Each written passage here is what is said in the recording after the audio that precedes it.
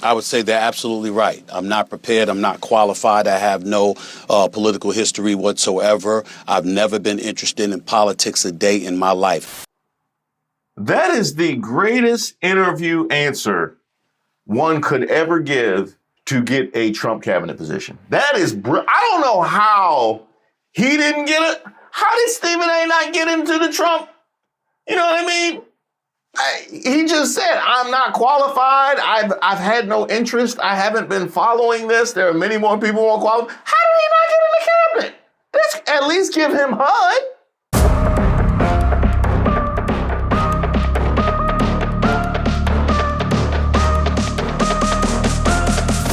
Hey, shout out to all of the subscribers and members here on the channel. And don't forget to like the video. My name is Reese Waters, and I'm troubled. I just need to know, who is it that keeps elevating Stephen A. Smith as a potential Democratic presidential nominee? Stephen A. He's a good guy. He's a smart guy. I love watching him. He's got great entertainment skills, which is very important. People watch him. You know, a lot of these Democrats I watch, I say they have no chance. I've been pretty good at picking people and picking candidates, and I will tell you, I'd love to see him run. I would love to see him run like I would love to see Chris Cuomo with his shirt off. Like, nobody asked for this. Literally, nobody asked for this. My man's sitting there on stage like he at the end of the bench. He out here imitating Slava Medvedenko live on stage on News Nation while they're talking about a potential presidential run. The only people who would throw this out there is right-wing MAGAs who want to sabotage the party. You know what I mean? That would be like if Democrats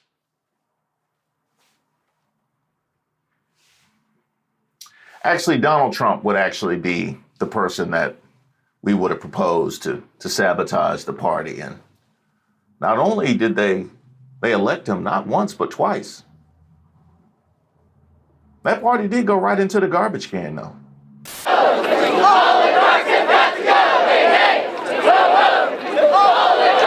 Now, I don't know about you, but I like my Democratic nominees not to be besties with Sean Hannity.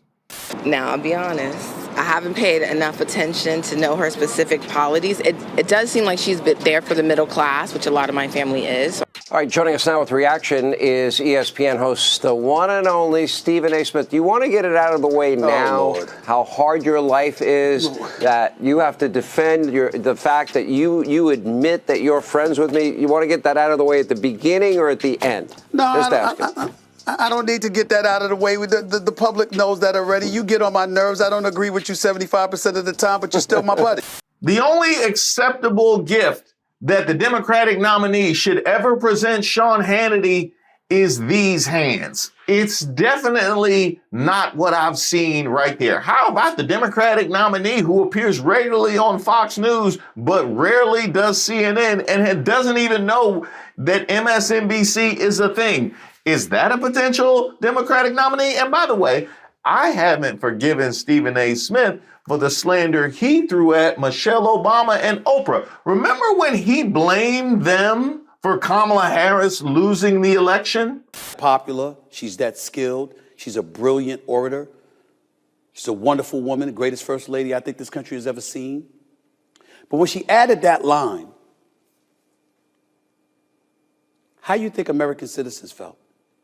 So in other words, if we don't agree with you, we're against you. Didn't affect me because I'd already voted for Kamala Harris. Might not have affected most women, maybe some. How'd you think the men felt about that? So we have to do what you tell us to do, otherwise we're anti-you. Thought that worked? Do y'all know anything about most men? Think that's gonna work? Take a listen. If we don't show up tomorrow, it is entirely possible that we will not have the opportunity to ever cast a ballot again. And let me be very clear. If you do not make sure that the people in your life can get to the polls, that is a mistake. Deciding not to decide That is most definitely a vote to let other people control your future. Civil Rights Act of 1964, Voting Rights Act of 1965, been in place since 1965. That's spanning more than nearly 60 years, okay? And you're gonna look an audience in the face and you're going to tell them that if you vote for Donald Trump, you may not ever be able to cast a vote again. Who believed that? Now, first of all, apparently it is Kamala Harris's fault for getting these endorsements. Meanwhile, Donald Trump was outside haggling for endorsements like he's trying to raise funds to pay back tuition at Trump University. But because she actually got endorsements, it's a problem. But the thing that really disgusts me about the attacks on Michelle Obama and Oprah, he had the nerve to call them what? Hysterical women. They were crazy hysterical women for bothering to warn America about the potential dangers of a Trump presidency. Now here we are, May, looking at video of him saying he doesn't have to uphold the Constitution. But even given those numbers that you're talking about, don't you need to uphold the Constitution of the United States as president? I don't know. Now, I'm going to need the apology to be as loud as the slander, Stephen A. And I know you have quite a voice. I'm going to need the fallback to be, you know what? I'm going to appeal to you as a father. Isn't that what you said to LeBron? I'm going to appeal to you as a father to do the right thing by these women who you clearly wronged. And definitely, I brought up LeBron, but definitely don't do the LeBron thing where you're quiet in the midst of battle, but then want to talk about how you would swing after the fact. Like, that ain't gonna work here.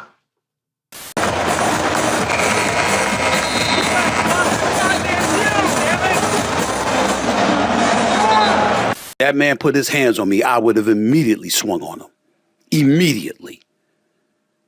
I don't know about you, but I like my Democratic nominee not to threaten to become a Republican. That is just something that is disqualifying for me. Besides, Stephen A., haven't you just expressed all your love and admiration for Candace Owens and Black MAGA? No matter how turned off we might be over the things that people say and the manner in which they say it. Yes, it's true. Every truth ain't meant to be heard. Yes, it's true. Sometimes it is about the way you say something instead of what you're just saying. But far more often than not, the truth is supposed to usurp everything. And when that young lady speaks, don't even think about challenging her intelligence. Don't even think about challenging her ability to articulate her point of view. You better know what the hell you're talking about when you come at her. That's what I take away. I've been one that was inclined to vote Democratic, at least for the presidency for the vast majority of my life. If it was anybody other than Trump, I think I would have voted conservative this time around. I'm sort of becoming even more enlightened. I'm going to use that word because I was so disgusted with the left and what I saw. My patience has run thin at times. And then I've listened to you over the years. And one of the things that I didn't like is like what you just described, what people would say about you. And I'm saying, well, wait a minute. Is she wrong? What is she saying that you disagree? Yeah. How come you can't say you disagree with and make your points as to why, like she does, as opposed to just attacking her? Which brings me to my next question. What's it like being a black conservative in America? Nobody better ask this question than you.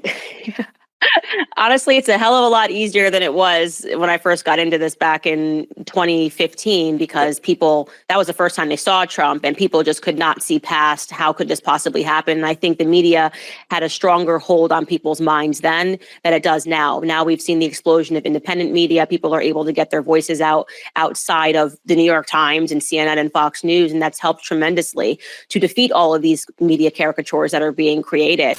So you mean to tell me the second that Candace Owens does a U-turn on the Trump administration, all of a sudden we're hearing about Stephen A. as a potential Democratic nominee when he just got his shipment of red hats 2 months ago.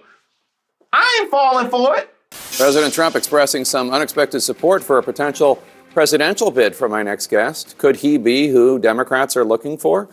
It depends on who Democrats is. It depends on who you mean by Democrats. If by Democrats you mean slandered NBA players, then that is probably who they're looking for. You know what I mean? Like if I had a DNP coach's decision, then yes, that would be who I'm looking for, because I know he ain't got nothing nice to say. Who is floating a potential 2028 presidential run. You just heard President Trump again expressing that unexpected support for a potential 2028 bid. What was your reaction when he said that the other night?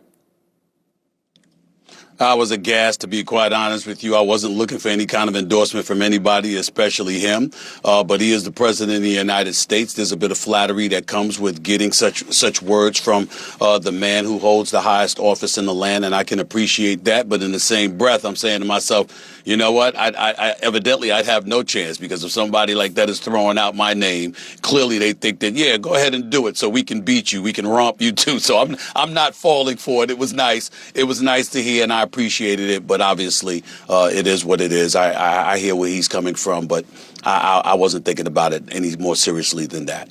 Now, I appreciate you saying that, Stephen A. I very much, because I was listening to that clip like, since when does the sitting Republican endorse a Democrat to run in the election that he has threatened to violate the Constitution by involving himself? We really are in uncharted territory. This is wild. This whole scenario got to be even crazier than First Takes mentions these days. It's been President Trump's been in office now for more than 100 days. What's been your reaction to his administration so far? I think it's been a bit haphazard. That's something I've been on the record as saying. Certainly, we understand that waste, fraud, and all of that stuff needs to be addressed. But the manner in which he went about it with Elon Musk gave me cause to pause with Doge. So I certainly wasn't happy about that. The tariff wars, I thought he was going to focus first on lowering taxes. That's what I would have liked to have seen, because that was something that he campaigned on, even though he campaigned on tariffs a lot as well. I certainly expected him I would have liked rather to see him focus more on lowering taxes first, as opposed to engaging in a tariff war, particularly a tariff war that didn't just include China, but practically everybody else, at least for a short period of time before folks got in his ears and got him to sort of retract a little bit. So I see that. I have no problem with what he's done with the borders. I thought it was absolutely necessary. So I definitely think that was a plus, because I was never a proponent of open borders. But outside of that, I take a wait and see approach, because, history has taught me that the prism of history is how you determine the success of a president, as opposed to looking at things in the moment in real time, because usually that's going to garner extreme reactions one way or the other. And I try not to lean in either direction of the extreme. I'm a centrist and a moderate at heart, and I try to make sure I'm as balanced in my thinking as I possibly can be. Well, history should have taught you that this was going to be haphazard. History should have taught you this was going to be haphazard. His record before he came in was haphazard. His campaign in 2016 was haphazard. His first administration was haphazard. I don't even know what to call what he did between 2020 and 2024. The dark years, the felony years. I don't even know what. Haphazard is extremely generous for how that particular time was spent. And you tell me what you call a political campaign where you give up at the end and just start dancing to YMCA. If only we could have seen this coming. You know what I mean? That's crazy. If you were to run for president, though, it would be as a Democrat or no? You know what? I'm an independent. I'm a registered independent. I would lean who leans left. I'm fiscally conservative when it comes to my money. I'm socially liberal. I'm liberal when it comes to social issues, pretty much across the board. I believe in living and let living. So I'm a moderate, and I would say if I had to run, it would be as a Democrat. But I'm not happy with the Democratic Party. So the Democratic Party is presently constructed. It would pretty much need to be purged in order for me to assume that I would want to be associated with them and I would garner their support, because I don't like the way they've gone about doing a lot of things for a very, very long period of time. And I think that I don't view Donald Trump as winning the election. I view the Democrats as losing the election, as absolutely positively blowing it with some of their actions. And that's why I think that, you know, again, if somebody was to associate me with that, the party is presently constructed where it leads so extremely left, or at least it spent the vast majority of time doing that. Oh, that is not something that I would vibe with at all. I would definitely be looking to be a game changer in that regard. Okay, now he was asked about the Trump administration so far.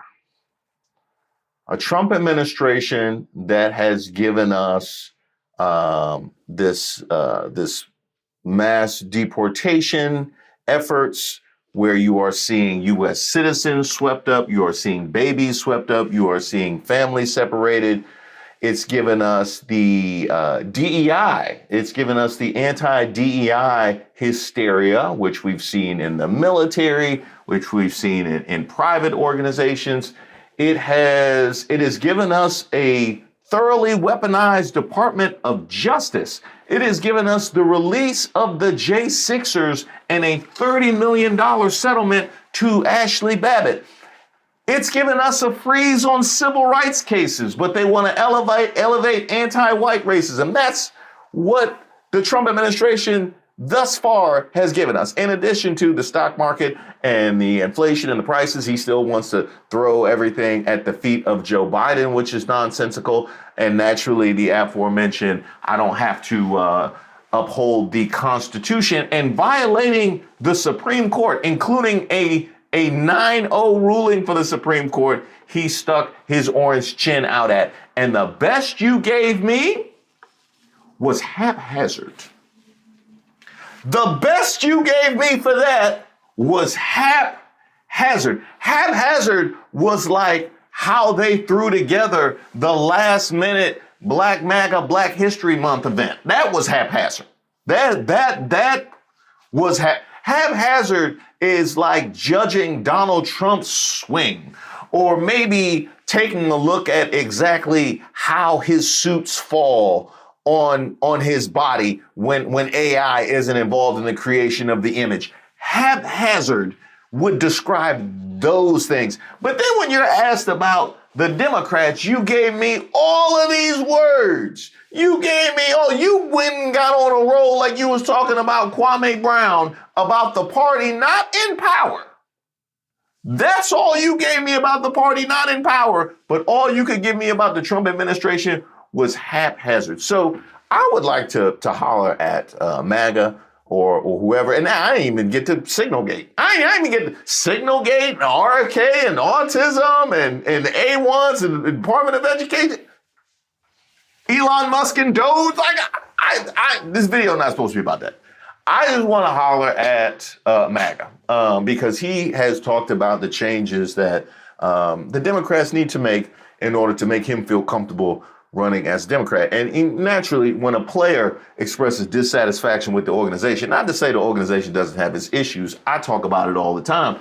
When a player expresses dissatisfaction with the organization can change,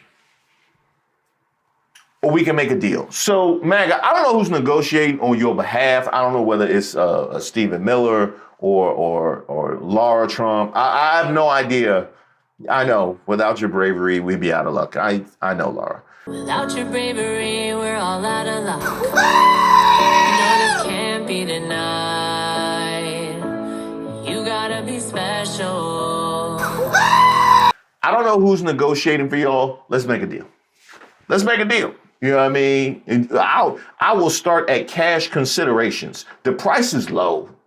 What are some of the things that Democrats have been doing that have turned you off and that make you say the party needs to be purged. Who needs to be purged from it, first of all? Do you have any names? Well, I'm not going to name names. I'm not going to do that to a lot of people. But we know who the extreme left is. We know how they go about operating. We know what we lean towards when it came to open borders. We know that the spending was excessive, even though it's excessive on the Republican side as well. I think a $37 trillion budget, when Republicans try to act like it's just the Democrats, that's not true. But the Democrats certainly shouldn't be absolved from blame in that regard. Certainly with identity politics, woke culture, cancer culture, I thought that was something that ravaged our nation psychologically, because you had people literally scared they were going to lose their jobs if they pronounced the wrong pronoun, for crying out loud. It got that bad, and I think that's one of the reasons that Donald Trump is in office today, because so much stuff, a lot is focused on the individual as opposed to actual policies itself. I'm talking about what they preached and what they talked to the American people about, more so than what they're doing. The kind of messages that they were disseminating was incredibly uncomfortable to listen to and to hear, and I thought that it wasn't emblematic of what most Americans are thinking about. They're trying to pay their mortgages, rent,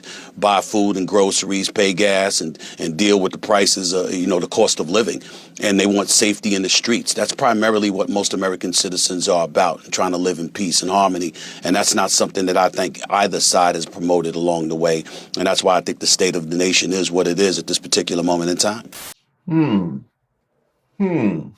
So woke culture has psychologically ravaged our country. Now, what exactly would you call woke culture?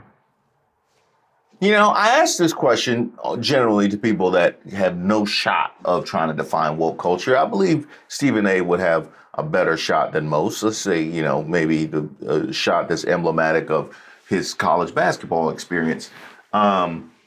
I would love to give him a shot to explain exactly what woke culture is and in what ways it's psychologically ravaged the country, because I just made a video less than a week ago about a woman who dropped ends on a 5-year-old black autistic boy and is raised upwards of $500,000, over $600,000 last I checked, just for being racist.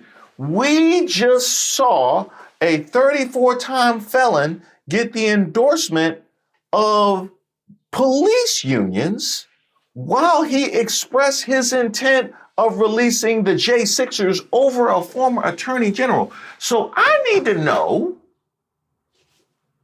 exactly how woke culture ravaged our psyche as a nation.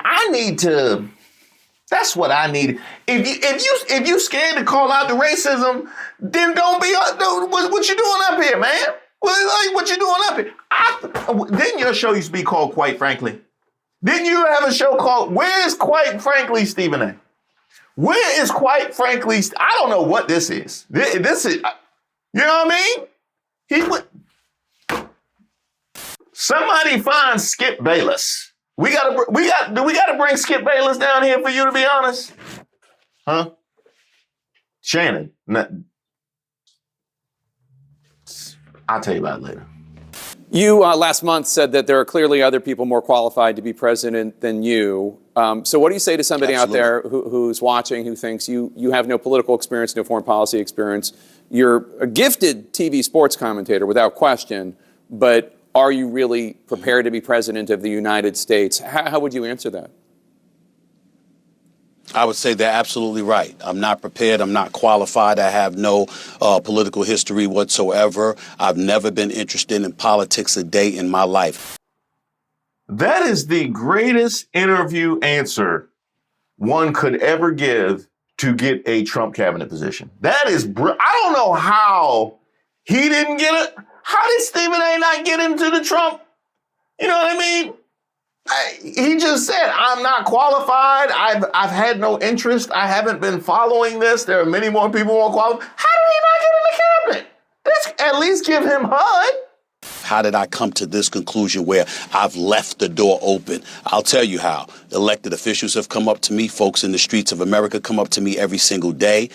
Now, if I'm following you, Stephen A., if I'm following you, you are leaving the door open making these appearances on Fox News and News Nation and now CNN, you are leaving the door open as a gift for all the people who love and support you, because the possibility that you might run instills them with what? Some hope and positivity? Is that what it is? That's your gift to the world, is you leaving the door? Is that what you're telling me? That's what it sounds like. I'll be honest, that's a whole lot what it sounds like. Not only that, my own pastor, A.R. Bernard from Christian Cultural Center in Brooklyn, New York, said to me, show respect to people who love and support you by leaving the door open, because you never know what God has planned for you or for us as a nation in the years to come. Just leave the door open. So that's what I did. I know that I have a voice, whether it's on ESPN, whether it's with the Stephen A. Smith Show on YouTube, and iHeartRadio, or any place else that I go. I know that when I speak, millions upon millions of people hear me.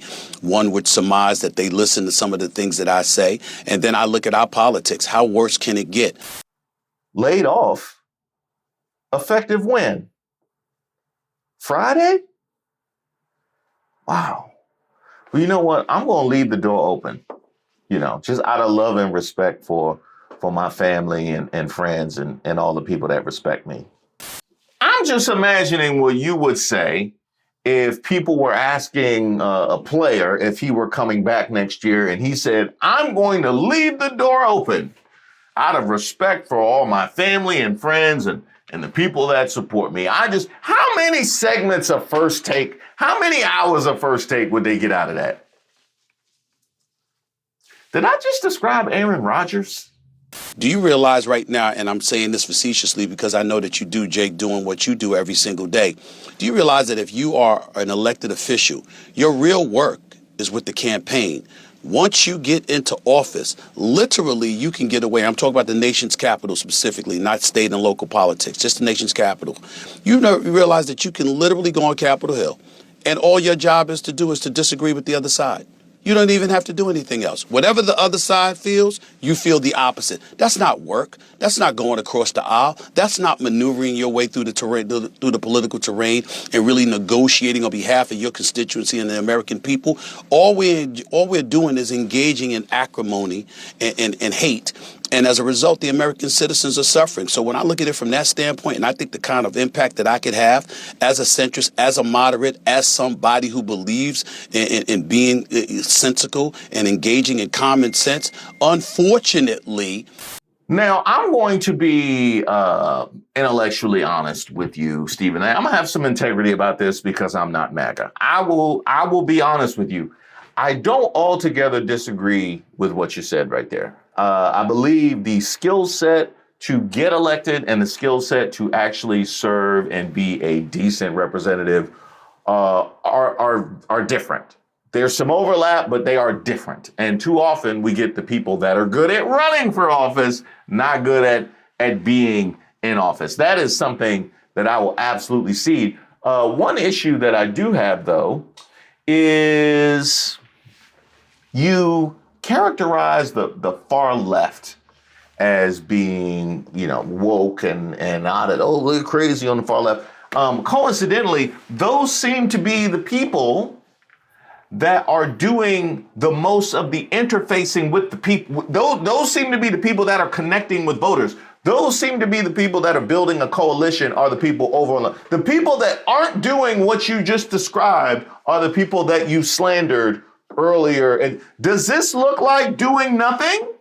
Look at this insanely large crowd in downtown Los Angeles today, all to hear a message delivered by Senator Bernie Sanders and Congresswoman Alexandria Ocasio-Cortez. It is our top story tonight. Welcome to the Fox 11 Weekend News at 5. Their supporters call it a revolution. Thousands of them were there for hours in the heat to be part of this national movement that's picking up steam. I believe that if I did take this very, very seriously and I moved forward and I decided that I wanted to be a politician, do I believe I could win? You're damn right. But it's by default. It's not because I'm the most qualified candidate in the world. It's because of the state of our politics in the nation's capital, the politicians that we're looking at, and the fact that we don't believe for 1 second that they are serving the interest of the American people, nor are they interested in it. People look at me and they know one thing. I would be interested in serving the American people and doing what's in the best interest of this country. That means you, that means me, that means the black community, the Hispanic community, the white community, everybody. Because if all of us are rife with chaos, all that's going to lead to is America's destruction. And why would we want to be a part of that? So again, I'm not qualified. There are plenty of people that are qualified, more qualified to be at, practically everybody. But are you going to win? And are you going to be committed to doing what's in the best interest of America? I know I'm that kind of person. That much I will say for myself. I'm not interested in division. I'm interested in galvanizing. That's what I'm about. That's what I try to be about. And sometimes you do that by calling it like you see it. And that's certainly something that I have proven I would do. I'd call it like I see it. People would know that. Well, we know that's a lie. We know that's a lie because you gave us all those words about the Democrats and just called the Trump administration haphazard. You just lumped together both sides of the aisle when it comes to how they engage with politics. Meanwhile, you have Republicans in the GOP that disavow any objection they see as left activists and George Soros funded rabble-rousers. And you want to talk about doing nothing? They have a mandate not to do town halls, and you want to talk about doing nothing. You have a senator, Lisa Murkowski, talking about how she's scared of retribution to go against the Trump agenda, so she's actively going against what she thinks is in the best interest of herself and the country. And you want to talk about everybody doing nothing. The unmitigated gall, the audacity, the unmitigated gall to come up here when you clearly have been bamboozled, hoodwinked, run amok, and sit here and lay this blanket out and talk about how you call it like you see it. That's calling it like you see it.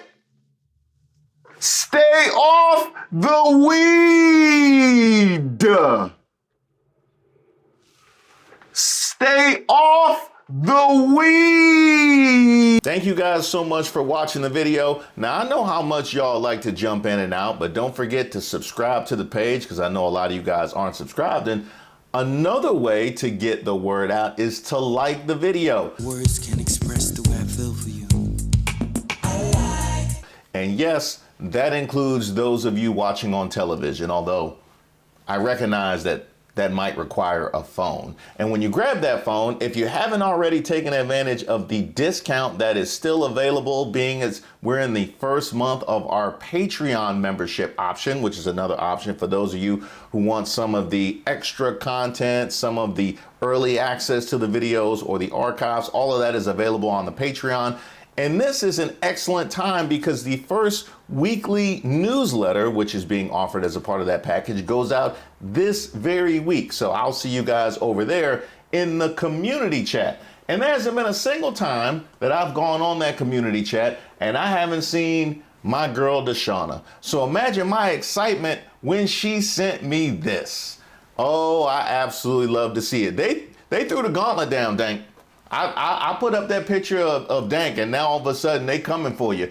And not to be outdone, City Dawn sent me this one. I am so very appreciative of this kind of support. You can find all that you see and a whole lot more merch on my website, reesewaters.com. And once again, thank you guys for showing so much love.